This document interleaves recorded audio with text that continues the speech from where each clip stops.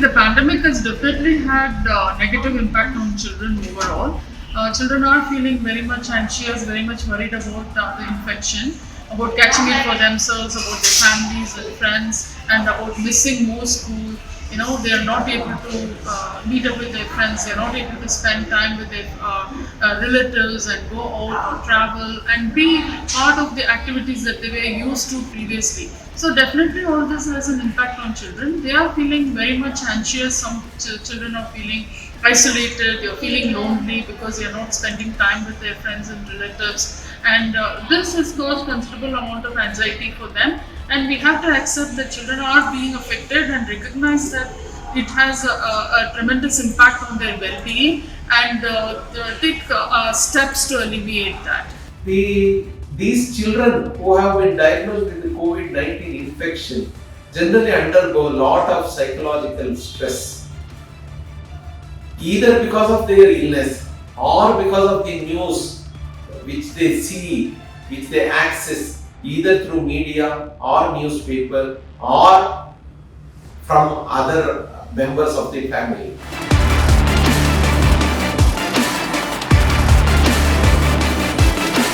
With the current pandemic situation, increase in the number of cases and the kind of news that we are getting all around from us about the COVID situation, definitely children are feeling more and more anxious, they are more stressed, and there is an increase in anxiety that they are feeling, and some children are feeling depressed and sad also. When children have increase in temperature or runny nose, sore throat or changes in their feelings of smell, trouble breathing or cough, these are some of the symptoms that could point to a diagnosis of COVID in them. So parents need to be aware of these early signs and take immediate help for them.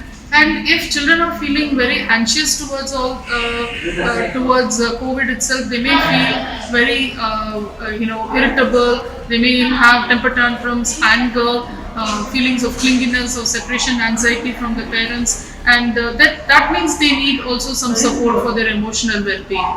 And some children may go on to feel more depressed also. These children come with fever, cough, cold, sore throat, running nose. Some of these children may have other symptoms like vomiting, abdominal pain, loose motions. Some children may have rare symptoms like too much tiredness, semi-consciousness, excessive sleepiness, etc.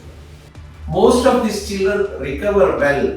They don't develop complications, and with the simple medications, they do well.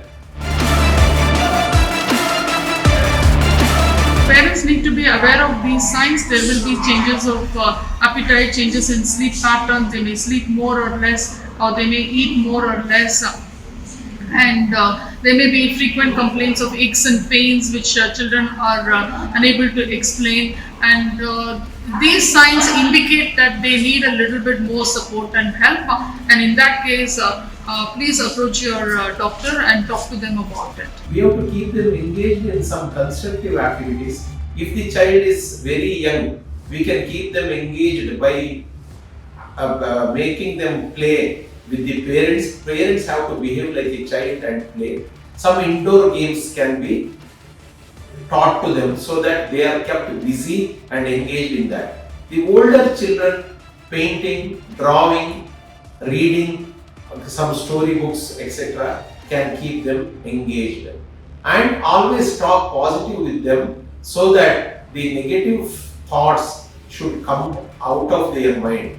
Otherwise, they will go into severe psychological stress.